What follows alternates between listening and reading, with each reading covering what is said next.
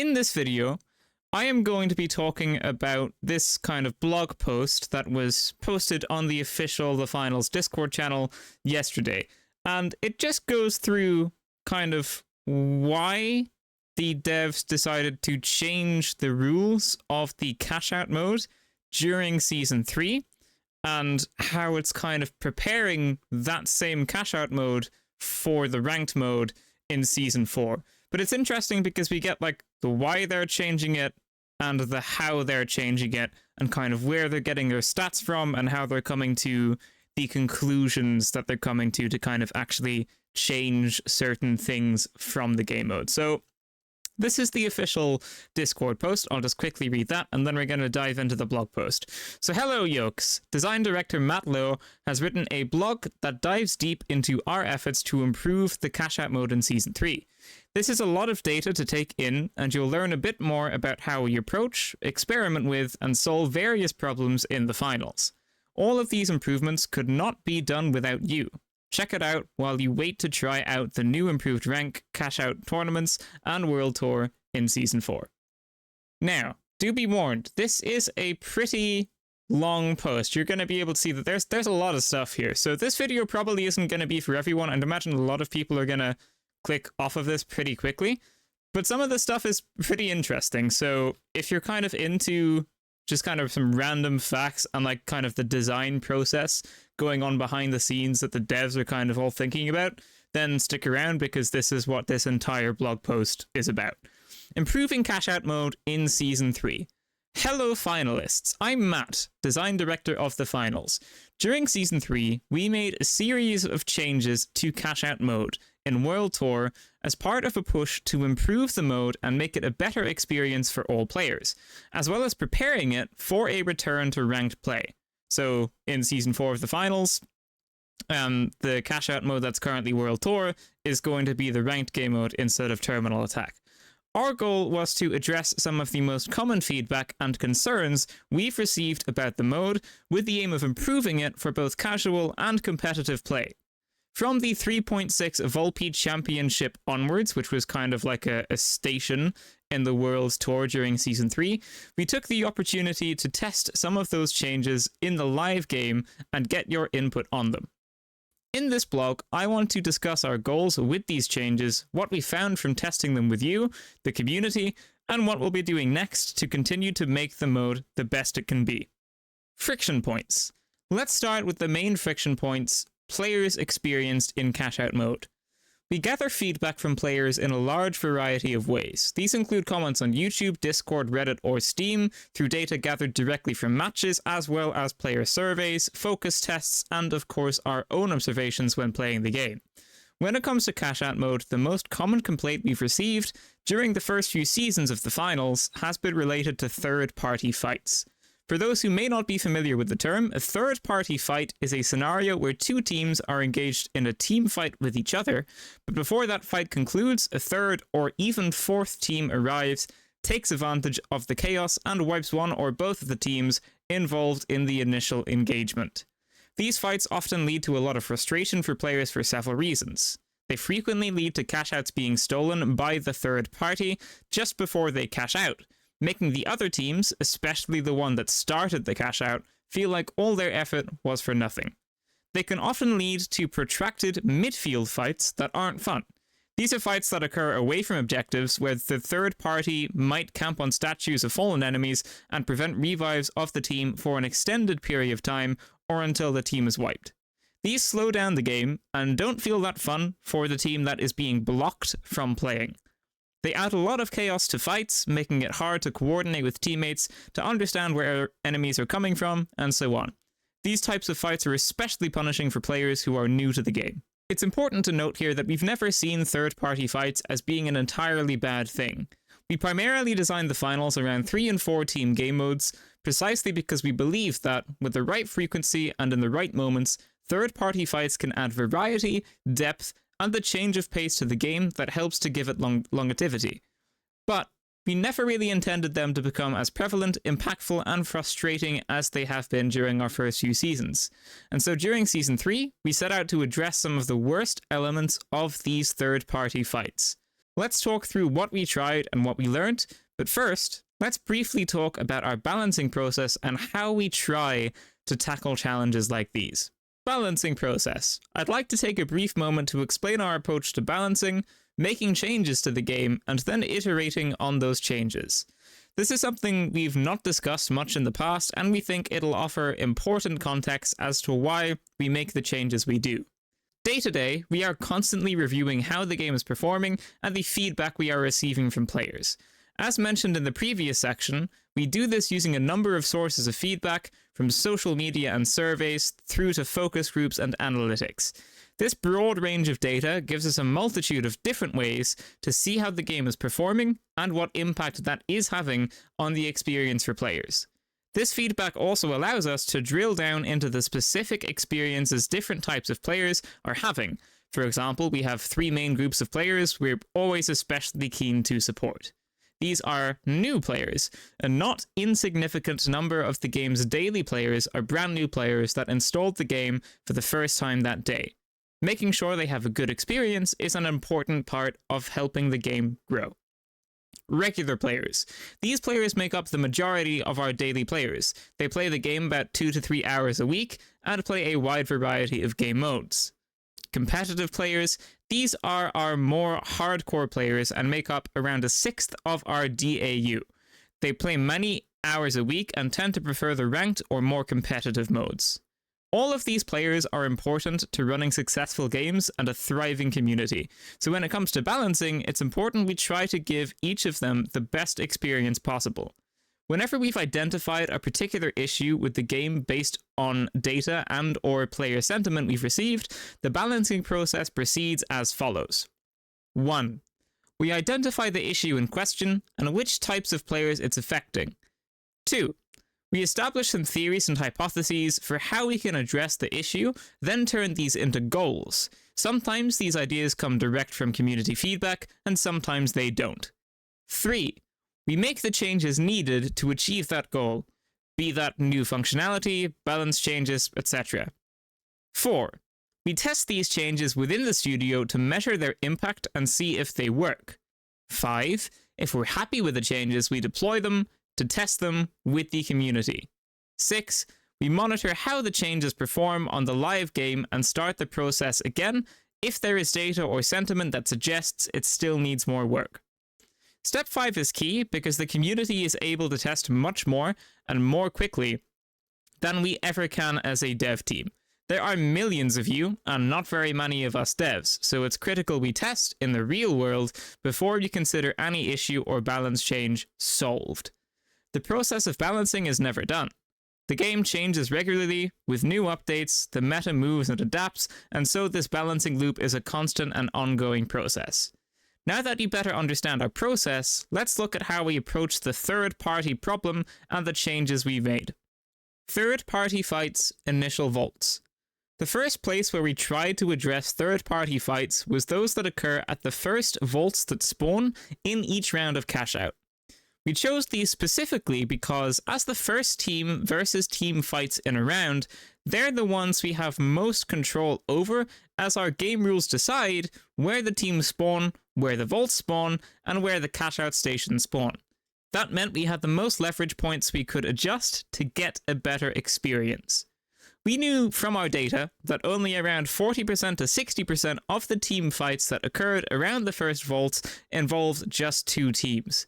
Meaning the remaining 40% to 60% involved either 1, 3, or 4 teams at each vault. We wanted that number to be much higher in this first wave of vaults, so the intensity of a match is slightly lower at the start of the round. We were much more willing to see third-party fights towards the end of a round where the focus tends to move towards one final cash-out in overtime. To try to address these early third-party fights, in 3.6 we rolled out a change that reconfigured how we place the initial team and vault spawns.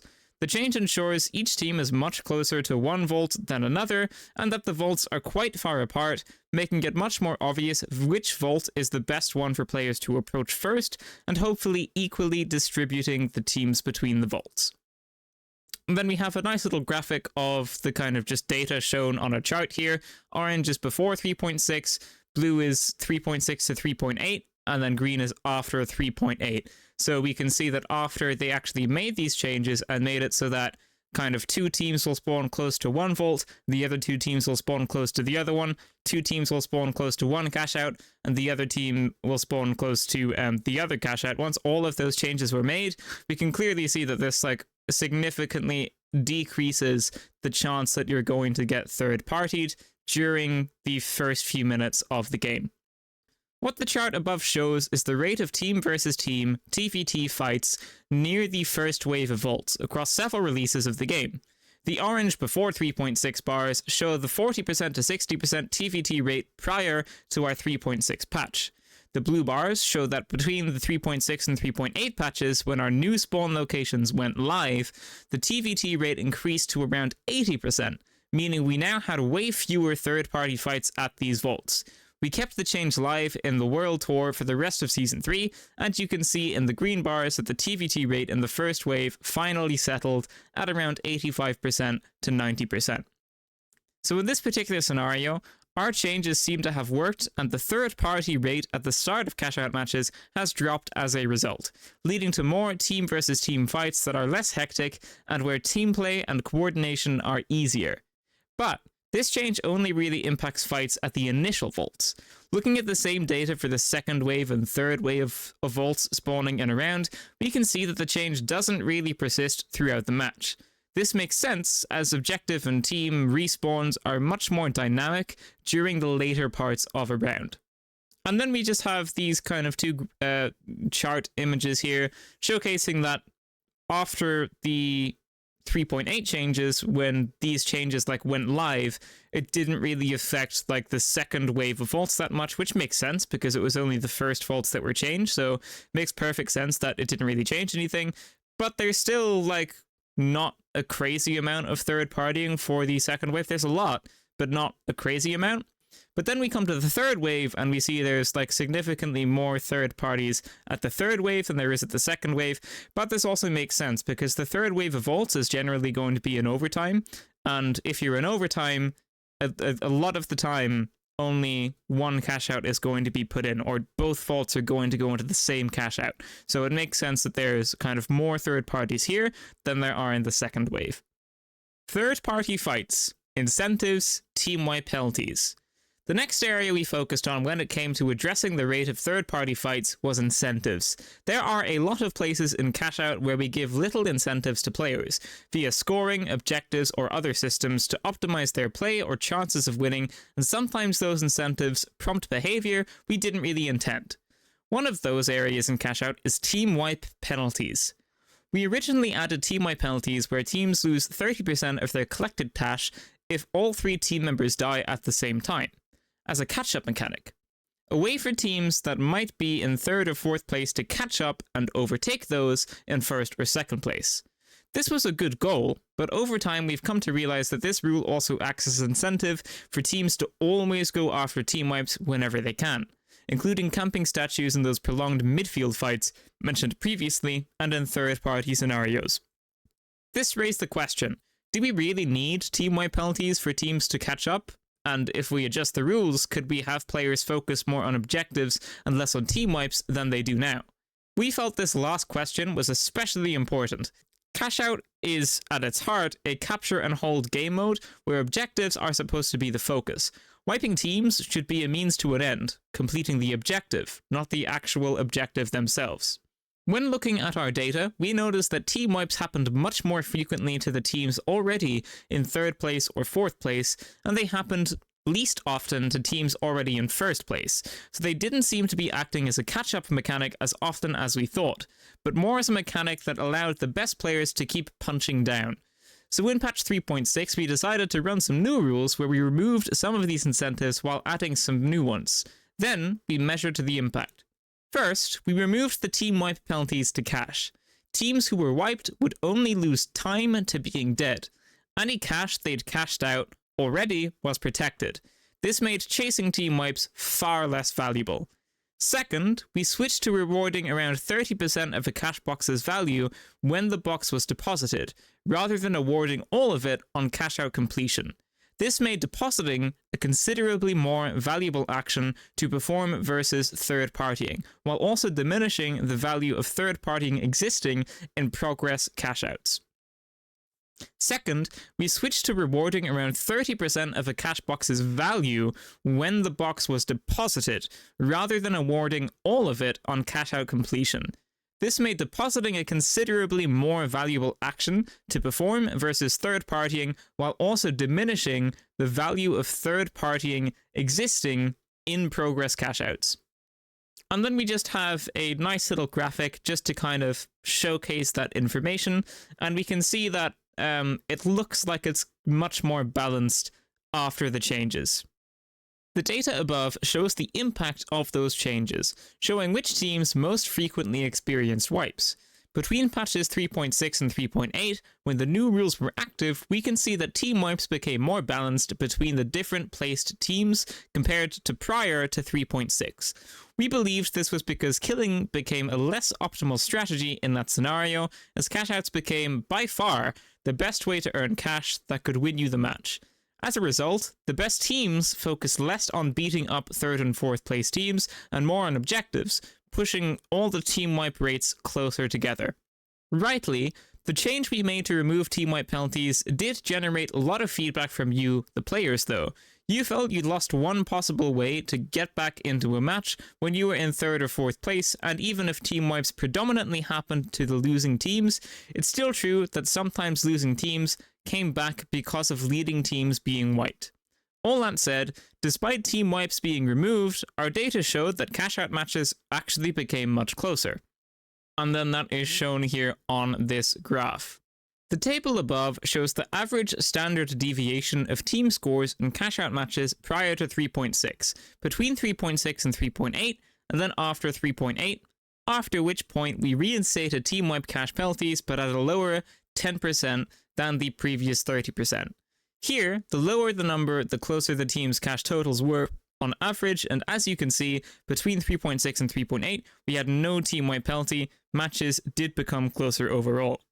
Of course, close is not the same as allowing more comebacks, but we do believe that for a lot of players, it was leading to more exciting matches. This is why, for the remainder of Season 3, we retained the 10% penalties in World Tour, as we felt they gave the best balance of the approaches we tested. Third-party fights, incentives, steal late or defend first.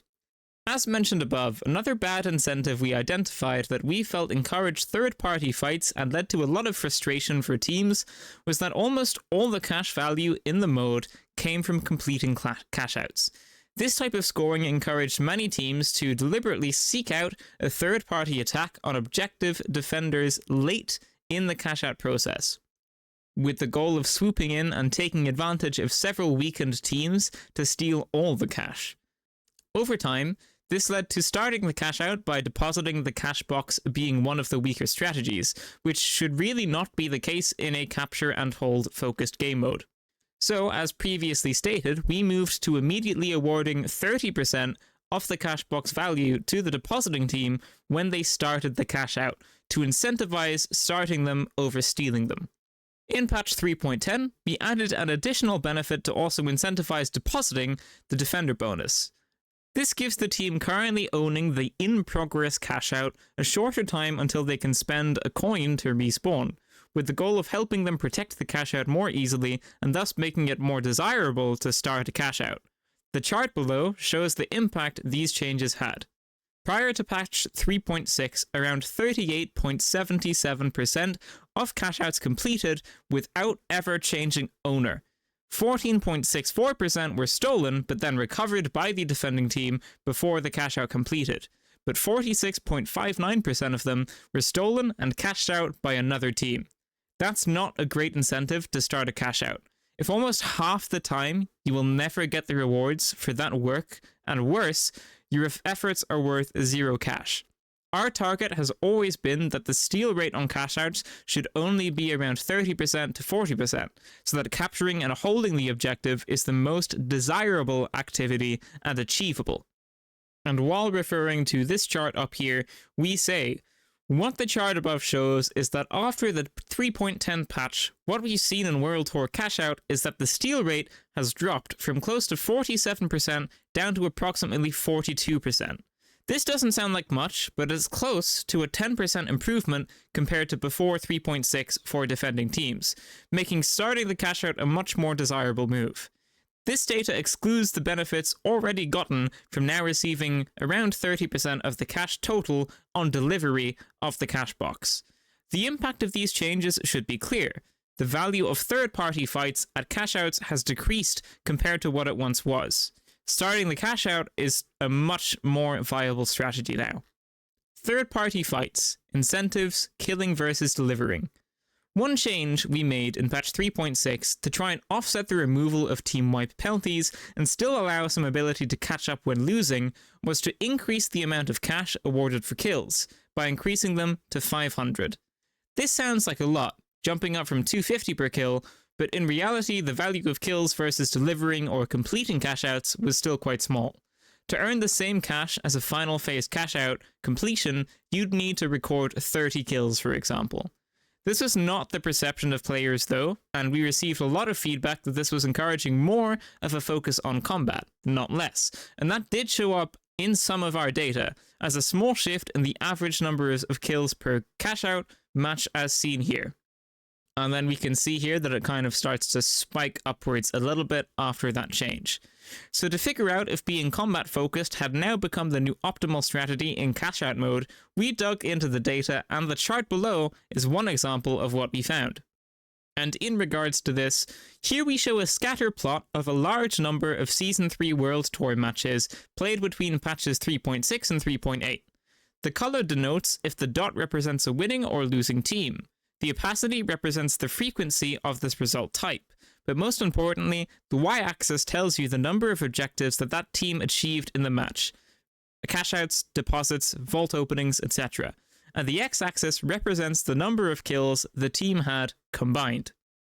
What the shift from mostly red in the bottom left to mostly blue in the top right shows is that the optimal strategy in cashout modes as of patch 3.6 and beyond is always one focused on completing objectives while achieving a good number of kills. In fact, a good number of teams win cashout matches by completing a lot of objectives, despite getting perhaps only 10 to 15 kills combined, whereas teams that get 30 plus kills as a group but complete only 3 to 4 objectives really struggled to win during that period.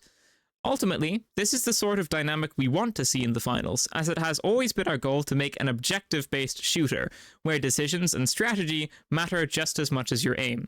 So overall, we felt that the improved cash per kill didn't seem to be damaging that experience, but it is one we'll continue to monitor to see how the meta evolves over time. So, what does all this mean? Overall, we feel the data and experiments we tried in Season 3 show us a few things. We do believe that the changes we've made have gone some way to reducing the amount of actual third-party fights that occur in cashout modes, especially during the first wave of objectives, where that is fairly easy to measure. We also feel we've removed a lot of the negative incentives that promoted third-party combat in the first place by moving much of the strategic value in cashout mode towards completing objectives rather than pursuing kills and team wipes. We believe this too reduces the third-party rate to some extent. But there is one area that remains, where we see regular issues, and that's our spawn system that places teams when they respawn after a team wipe. Too often, during our previous seasons, this system could put teams in locations that naturally incentivize them to enter a third-party fight simply because they moved towards the nearest relevant objective, and we feel the game can help players avoid these scenarios by being smarter in where it places these teams. So, during Season 3, the team has been working hard on a smarter and more intelligent respawn system that gives us a much greater degree of control when balancing. In patch 3.14, this system is active in World Tour mode to allow us to do some final real-world testing of its impact, and all being well, this system will go live fully in Season 4. The hope is this further reduces the number of third-party fights mid-match, so that they become the exception rather than the rule. Conclusion.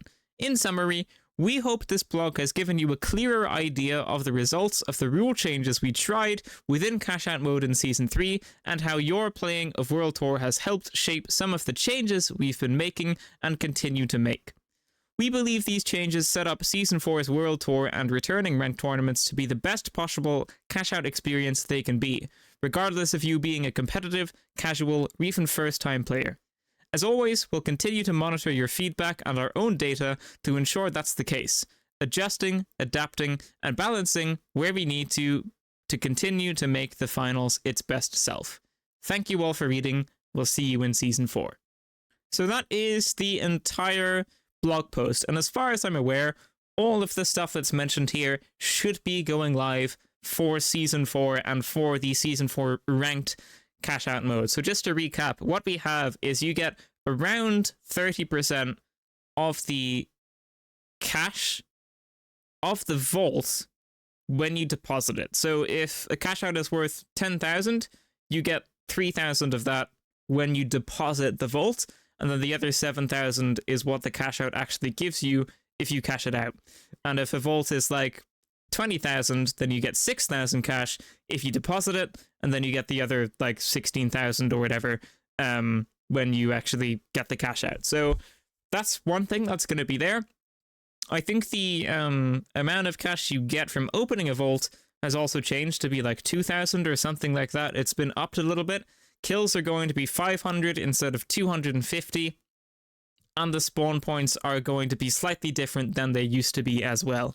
You're also going to be able to respawn faster if you are the one that is defending a cash out, and team wipes are only 10% of your cash gone instead of 30% of your cash gone. So yeah, I think that's all of the main points in this blog post. It's pretty cool to just see Embark just kind of like going all of this and like actually showing like these charts and these actual stats. That's always nice to see, because we actually like know what they're seeing and where all of this is kind of coming from and what their thought process is. And being this kind of open with this kind of like behind the scenes information is always a pretty good sign from like any game development company. So this is definitely nice to see. So now just some personal stuff to touch on. I have Twitch active, so you can go ahead onto my Twitch. I'll probably leave a link to it in the comments down below. You can click on that, and that's going to be my Twitch. If you could give a follow, that would be hugely helpful. I'm going to be streaming pretty frequently. You can go ahead and check my Twitch schedule, and I'm normally just right on time. So whenever the schedule is, that's generally when I'm going to be live. I try to stay pretty consistent with that. So you can go ahead and do that. I'm also going to have a Discord in the link below, and that's just going to be my Discord that I've set up. So you can go ahead and join that if you want to be a part of that community too. And then lastly, I do also have YouTube memberships and YouTube thanks active for anyone that just wants to like support me directly. So I just thought I would mention all three of those things as well. But yeah, there you go. That is it. I'm very excited for Season 4. I think most of these changes are pretty good. I think they all make sense. And it's pretty hard to argue with like all of the data that they're showing here. They're just doing what they think is best for the game. And what the data kind of shows is best for their kind of ideology. So it all looks good to me. Very excited for Season 4. It's going to be in like 2 days at the time of this video, so the hype is real. Anyway, thank you so much for watching, ladies and gentlemen. That is going to be it for this video. If you liked it, leave a like, subscribe, and I will see you in the next one. Farewell.